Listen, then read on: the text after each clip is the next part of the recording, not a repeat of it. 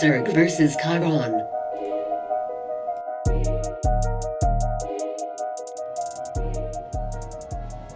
Okay, this is a thing that we are doing. Yes, we are back. Oh, hold on, something's not quite right here. That's supposed to be Stassin playing Keiron. Stassin plays Zerg? Whenever I cast a KVZ, the Zerg is always played by Magical Cookie, aka you. Yes, I'm totally thrown by this, but I will rebound. But I'll say this though, Stassin better have an awesome Zerg game. I know he's completely undefeated on this channel, but I would not want to be playing against you when he's playing Keiron and I'm playing Zerg. That is a tall order. And if this goes down, you's gonna wall off his natural. Checking the rallies on those eggs, and it does look like Stassin's gonna go for a hatch first. Putting aside that this is the most common Zerg build, a lot of people playing greedy against you. But greed means I have a chance to sneak in my intros. Our Keiron Player is a Netflix series in which a serial killer develops unhealthy obsessions with attractive women. This is you! Hello there. Who are you? Okay, that's gotta be weird, but I can't believe we haven't done that one yet. Keiron's also gonna expand just as that edifice is finishing up. Our Zerg player recently signed a 4-year football contract with Westerlo, well over 1.5 million euros. He is Stassin!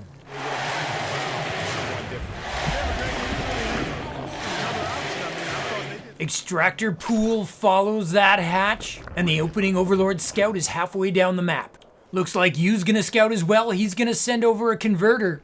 The Overlord looks down on the converter as he passes with great disdain. I'm just learning this map along with you. It's called Hectate. Because of the tile set used in its colors, it really reminds me of a popular map called Romanticide. So many warm fuzzy memories from that, all involving death. This map's probably best known though for the 3 rickety bridges that are in the center. The bridges look like they're from an Indiana Jones film and they're gonna collapse, but you can of course run an Ultralisk across them. That is some quality 2x4s. Oh, the converter's gonna steal some minerals here. The drones are gonna ignore, maybe do an eye roll. They're like, you don't think probes have been doing this to us for the last 10 years? Keiron with the wall off at the natural. I don't think that's tight. I think that's a setup for a door guard. And here come a pair of Volts now to clarify. Yeah, they can slip through. But that means Lings can get through. But as Bly taught us in his KVZ games, the better door guard is the Pulsar. If it's in a confined space, a Pulsar can hold off a huge number of Zerglings. And with more pro players signing up to play Scion these days, we could be learning more and more of these tricks. Not like guys like Stassin and you aren't teaching us every day. Hold it, I think I just missed a cancel there. There's the rebuild. It's an aerial building. It's a conduit. Oh, but you see what he's doing? That is so boss. He's building the aerial building so he can get vision of the Overlord, which is using a hidden perching point. Oh, I've never seen that before. I'm so gonna geek out over that in the post game. Perching points are so important for Zerg, especially if it lets him sit on top of that Protoss doorway. You, it would seem, has just taught us a new way for Keiron to get rid of it. Oh, early Baneling nest for the Zerg. That's a tech choice. Ling speed almost done. Signs of aggression for Stassin. There, conduit finishes, it gives the vision, and then the Volts can go after the Overlord. Even if he doesn't kill it, he's gonna flush it out of position. And the best part is, you probably wanted a conduit anyway. If you don't want echoes or a fuse in a KVZ, there's something wrong with you. First blood potential! Queen is off, creep trying to get it for us, but the converter's gonna get away. I don't think that converter got to see the Baneling nest though. Oh, it's a Floodling. You is teching up. He doesn't have the units to deal with this. Oh, he's taking a third. He's gonna go on even bases with the Zerg, but I don't know if he can hold it. Stassin gonna morph Banelings in the center of the map. He sends out a couple of Lings just to scout out the lay of the land here. He's gonna find the defense very unimpressive. A third that's almost completely unguarded, but it's not saturated with any workers yet.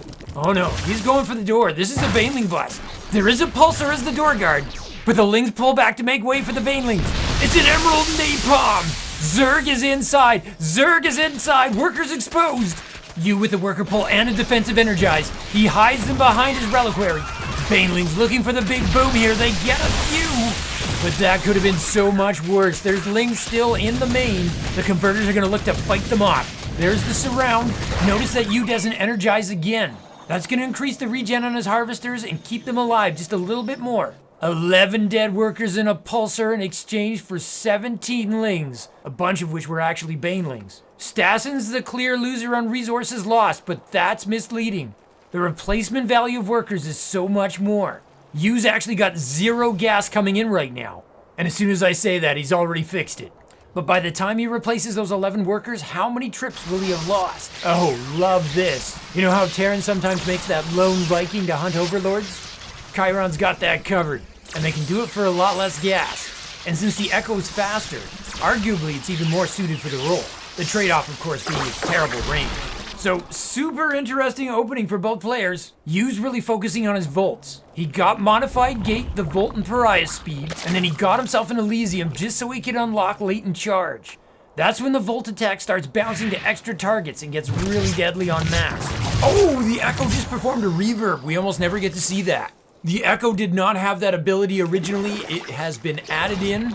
It essentially lets the Echo do its own recall. You can create a return point called a sonic image. And then as long as you don't break the tether by going too far, you can suddenly snap back to your original point. It's a great idea because it kind of lets you probe the enemy and then snap back to safety if you get into trouble. There you can see the tether, and there's a 4th base going down for Zerg, by the way. Stassin's got something of a roach transition going on here. And there's another reverb. All the Echo abilities have sort of a sonic or music theme to them. I like that. There's that 4th. The Echo's gonna see the timing on that. And equally importantly, he knows about the Roach Warren. What Keiron doesn't know is that Stassin started his lair. You starts up +1 biological weapons. That's the first numeric upgrade in the game right now. Stassin's actually deferred making any Evo chambers. Often that's a sign that a player's looking to win early. And as soon as I say that, he drops double Evos. Hey, maximum occupancy on that bridge is 3 roaches at a time. Is it just me, or does Zerg always flaunt the rules of basic engineering safety?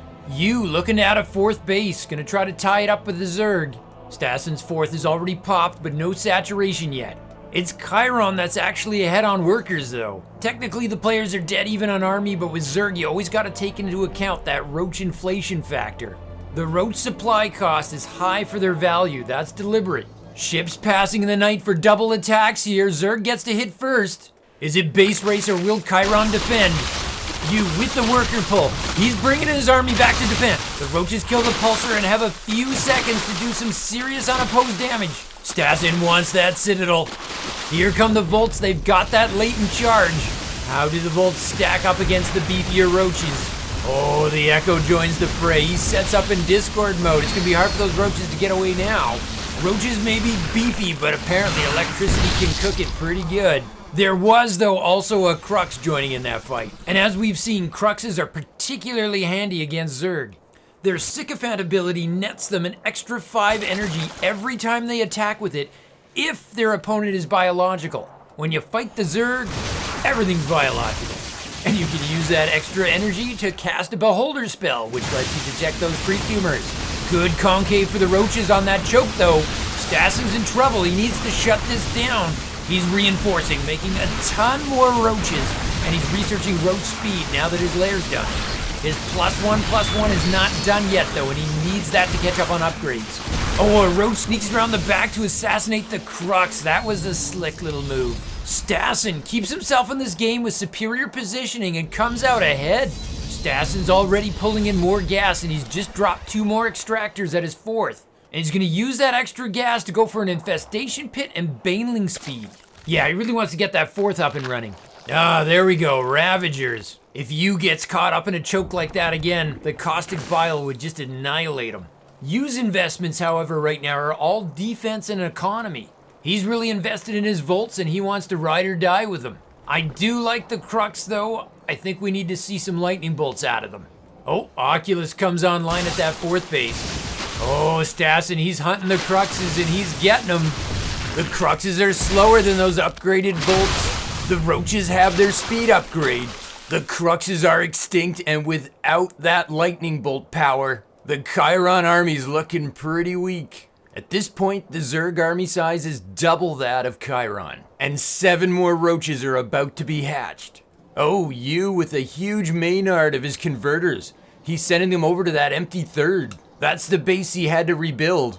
It's some good economic management, but it shows just how much on the back foot he is right now. I am so impressed with Stassin. I never thought I'd see him in such a commanding position in this game. Yu's best hope is that the roaches fall through the slats in that bridge. Somehow that does not seem to be an issue. Oh, I like this. Yu has added fuses to protect his Crux. Crux only have 50 shields and 80 life. They have to be able to stay alive if they're going to impact the battle. The other thing he's doing is he's finishing up an Empyrean. I was thinking he would benefit for Auroras, but I can see how Harbingers would do the job as well. Oh, good pullback by Stassin. He was walking into a very poor concave situation. And it's a two-pronged attack.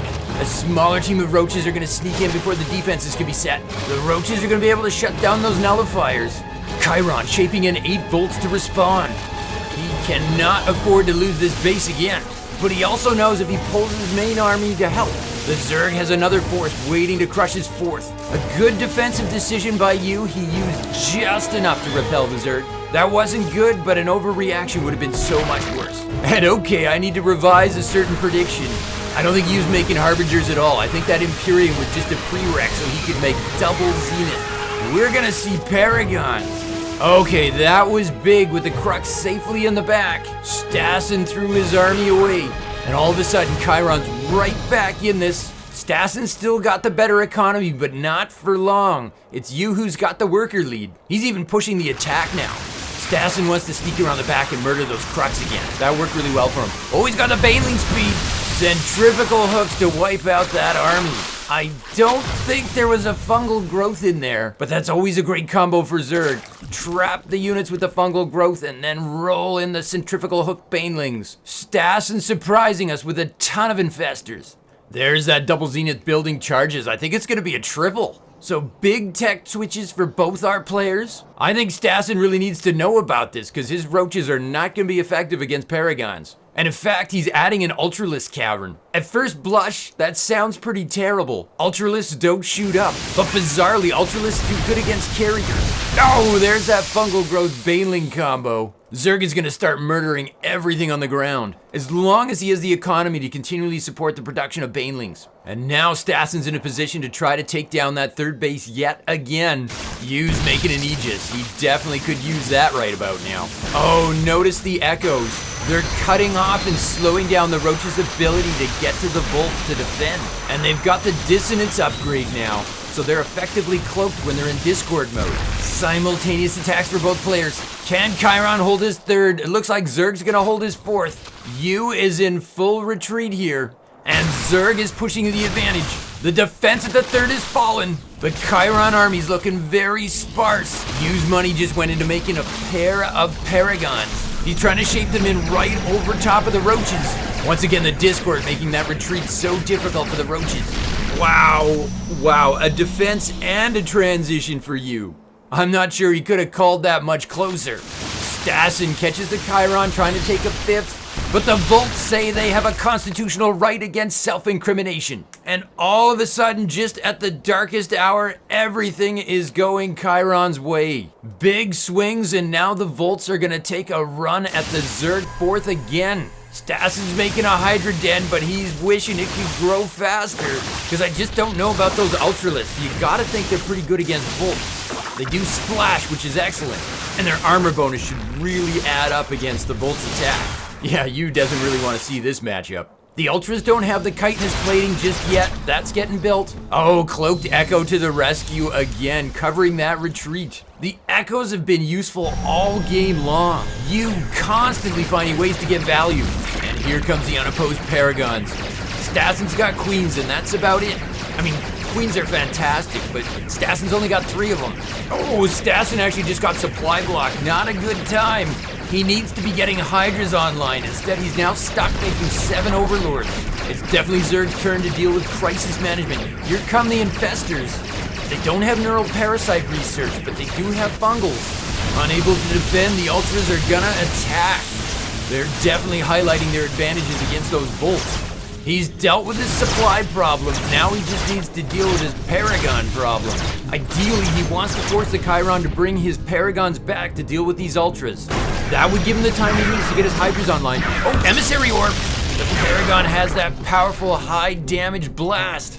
And now the Paragon count is up to 5.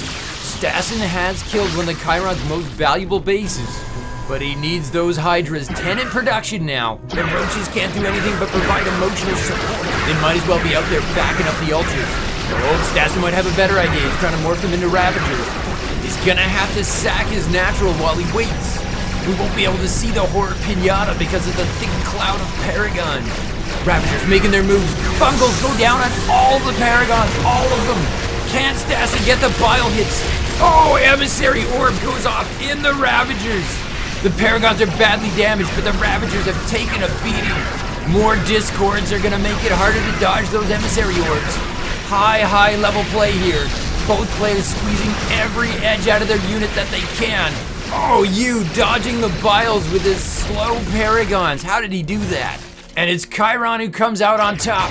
All 5 Paragons survive and the natural is gone. And you has made it to the Overlord stash. The Hydras pop out, but there's not enough of them yet. Stassin focusing down the most damaged Paragons. He gets 3 of them, and then an Emissary Orb just wipes the floor with those Hydras. Meanwhile, the Ravager counter is here. Aegis warps in. He needs a shield. He needs a shield. He's got the energy. The Citadel's gonna fall. There's the shield. And look at the Paragon in perfect position. He is completely defended by that shield, and he can still attack outside. Stassin was caught looking elsewhere, and his Ravagers melted. Meanwhile, all those Overlords are gone. The Macro Hatch is gonna fall. The Hydras are backed by Queens. Can they stop the onslaught? You has sniped the Hydra Den. These are the last of his Hydras. The Hydras get a Paragon. The Queens are transfusing like mad. And you decides he's done. No, he's coming back for more. I thought he was gonna call it a day, but he wants to win this. Here and now. He pulled off the most vulnerable Paragon. Stassin's Hydra count is up to 12. But that's all he can get until he can finish rebuilding his Hydra Den. A pair of Emissary Orbs are gonna depopulate those Hydras. Stassin is just hanging on by a thread. Oh, use APM crossed over into 500 there for a second. Right about the moment he polished off that Queen. Oh, those Hydras want revenge. Can they get that last Paragon? Yes! And Stassin earns himself a breather with his tattered forces. Stassin has almost no army. Really though, Keiron's down to 3 damaged Paragons and a Pulsar. You starts his +3 mechanical weapons upgrade. He's already got +3 bio. Oh, what Stassin wouldn't give for Corruptors right now. But a Spire is a long ways away. He's got to find a way to make the Hydras work. And they are really vulnerable to those Emissary Orbs. 4 fresh Paragons moving to renew the assault. Backed by those same 2 Echoes. Seriously, those little guys have been adding value all game long. I said it when the Keiron first came out, people are gonna learn to love the Echo. 7 more Hydras in production. Stassin needs those yesterday. It's a bit of a catch-22. For the Hydras to be effective, they need to group up. But when they group up, they're vulnerable to those Emissary Orbs. Oh, a Pariah run-by, not what Stassin needed. He doesn't have the bandwidth to defend this. He's gotta pull his drones off. The Pariah's caught Zerg taking that gold base. That might be the one thing keeping Stassin in this. Stassin's APM crossing 600 as he defends. But Zerg is getting hollowed out. Stassin making Vipers. Maybe if he can combo them with his Hydras, parasitic bombs, or maybe abducts. You guys are gonna laugh at me, but I actually have been interested in seeing if Microbial Shroud could have been the answer here. But you know me, I think Microbial Shroud is the answer to everything. Oh, here goes Stassin's Evo Chambers. This could be the end of his upgrading days. He's +2, +2, +3, so it's not the end of the world. And there go the Echoes, cutting off the pathway to the Paragons. The Hydras are like, I know that Echo's there, I just can't see it. He'd love an Overseer, but he's also supply block, so first he's gotta make Overlords. It's really gonna be up to the Vipers at this point to see if Stassin can stay in this game. The Hydras have not been able to do it on their own. Kudos for Stassin to not letting you have a free base. But 3 Ravagers at this phase of the game is more of a harass than it is an attack force. Here come the Pariahs. There's the project. And the Pariahs get that surface area they need. Well, on the positive side, he's no longer supply blocked. Oh, the Hydra sniped the Paragon. He just needs like 5 more of that. There goes the Hive. The new Hydra Den's almost done. Stassin does have some money. His queens are pinned in, they're gonna die as well. The Hydras are just kind of watching from a distance, and that's it, it's GG. A slow and painful death for Stassin as he was unable to overcome the Paragon transition. We'll talk about it after this important message.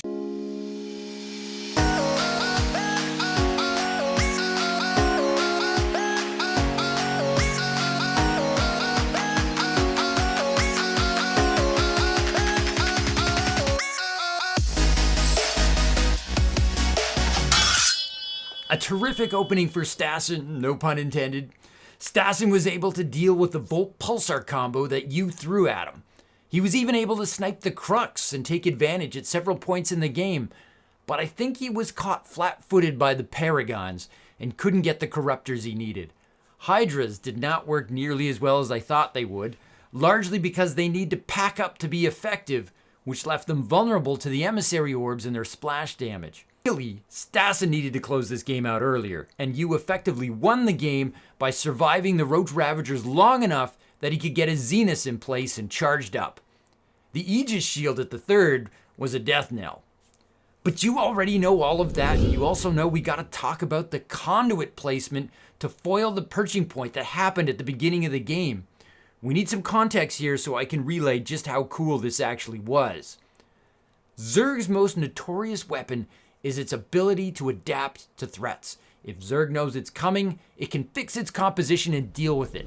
In the earliest days of SC2, some of the best Zerg players were known as Detective Zergs. Cyril himself is famous for saying, "Reaction is Zerg's soul." Players like Special complain about the low cost of the Overlord's speed upgrade, as it lets the Zerg sniff out the Terran strategies to surprise and kill the Zerg. Most maps have what I call perching points, small high ground areas where you can stash an Overlord so that ground units can't see it while it spies on you. There's often one right where Protoss or Terran would build his wall. The Overlord gets advance notice of every unit coming out the Protoss doorway and can use the 30+ second rush distance to build the proper counter units. There's a lot of debate in map-making communities on whether perching points should be removed, and it really affects the balance of the game at high levels when you do. The perching point forces Zerg opponents to build air, usually at a time that they can't afford to, just to flush out the Overlord, so players are always looking for ways to get that Overlord out on the cheap. You, aka Magical Cookie, has just shown us a new one. Keiron air production buildings such as the Conduit are air structures, which means when completed, they grant high ground vision. Voila, problem solved. And the brilliance of it is that Fuse and Echoes, which come from the Conduit, are something you were going to want in KVZ anyways. I wouldn't say the Echoes were the MVPs in this game, but they were given value again and again. I went back and checked. A lot of the supply blocking that I missed in the observing was Echoes hunting Stassin's Overlords. Starcraft is a game of incomplete information, and anything you can do to keep your opponent blind is an edge. Speaking of amazing Scion evolution, just in case you missed it, the Grand Scion Cup will be October 21st. The organizer expecting pro and semi-pro level players to enter, some big names already signing up. Why? Because of two reasons. One, there's a growing prize pool of $1,200, and there's a caster by the name of Dave Testa who's reaching out to a lot of excellent players. Can't wait to see the heavy hitters trying out the Scion races and what they might bring to the table.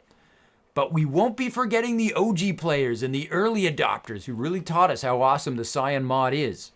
And on that note, for some time now, I've been mentioning how the Scion mod is the top-rated mod in all of StarCraft. That actually has not been the case for some time now. It's dropped to the number 2 spot, making me a liar, and frankly, this is unacceptable. If you are someone who experiments with the Scion mod in your spare time, and you haven't yet rated it, please do so. Forget about dropping likes on this video, though you can if you really want to, but you do need to do this. Look, no offense to Crazy Corporulu 1.4 or whatever it is that somehow climbed into the number 1 spot when somebody ran off and downrated the Scion Races mod, but this needs to be corrected. And it needs to be corrected preferably in advance of the Grand Scion Cup. I'm not asking for fake reviews here. But if you watch Scion videos, you probably know it merits 5 stars. I mean, it's conceivable you actually think it's not 5 stars, and you're entitled to your opinion. Yours just coincidentally happens to be wrong. So few people in the Scion community have actually rated the Scion mod that I wonder if part of the problem is people just don't know how. So maybe I'll just really quickly show you. It's the exact same as when you're making a game. You go to Custom, and from there you go to Melee. You pick the map you want to play on, and then you click Create with Mod. Pick the mod you want, such as Scion Custom Races, and you click Mod Info. From there, you have the opportunity to select between 1 and 5 stars. 5, cough, cough, cough. If for any reason that's not working, create a lobby. Once you're in the lobby, there's a tiny settings button right near the top. Select Extension Mod Info, and once again, you get the opportunity to rate. And now you have corrected one of the greatest travesties in our lifetime. Enough said, I'm ranting now. We've got some awesome stuff planned coming down the pipe, so hope to see you soon. From my base to yours, Zugzwang out.